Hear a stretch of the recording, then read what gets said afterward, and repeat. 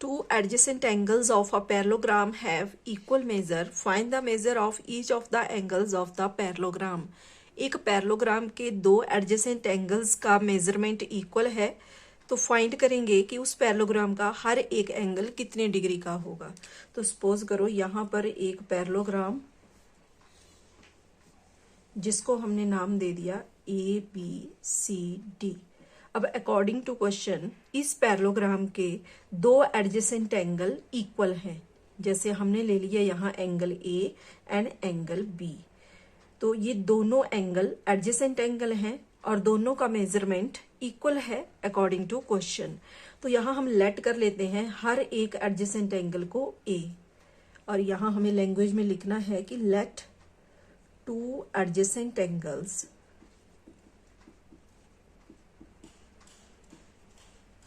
of a parallelogram is equal to E। क्योंकि question में दिया गया है कि जितना एक एंगल है उसका एडजेसेंट एंगल भी उतने मेजर का है, तो इसलिए हम दोनों को यहाँ पर A लेट कर लेंगे। तो यहाँ पर हो जाएगा A plus A is equal to 180 degree. ऐसा क्यों? क्योंकि adjacent angles of a parallelogram is equal to 180 degree, या फिर यहां लिखेंगे sum of adjacent angles of a parallelogram is equal to 180 degree.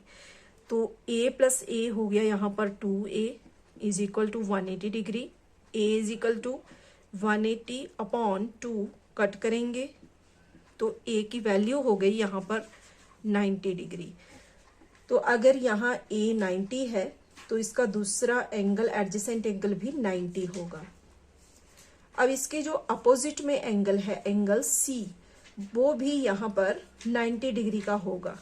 Angle A is equal to यहाँ पर angle A is equal to angle C। क्यों? क्योंकि opposite angles of a parallelogram are equal. किसी भी पैरेललोग्राम के opposite angle equal होते हैं, इसलिए यहाँ पर एंगल C भी हो जाएगा 90 डिग्री। और similarly angle B is equal to angle D, that is 90 degree. और सेम रीजन यहाँ पर लिख लेंगे, opposite angles of a parallelogram are equal. ठीक है, तो यहाँ पर हमने इस पैरेललोग्राम के हर एक एंगल को फाइंड कर लिया। एंगल B यहाँ पर 90 डिग्री है, एंगल C और एंगल D भी। ठीक है, तो ये पैरेललोग्राम जो है वो इस तरह से है जिसमें हर एक एंगल 90 डिग्री का हो गया है, और यही हो जाएगा यहाँ पर हमारा आंसर।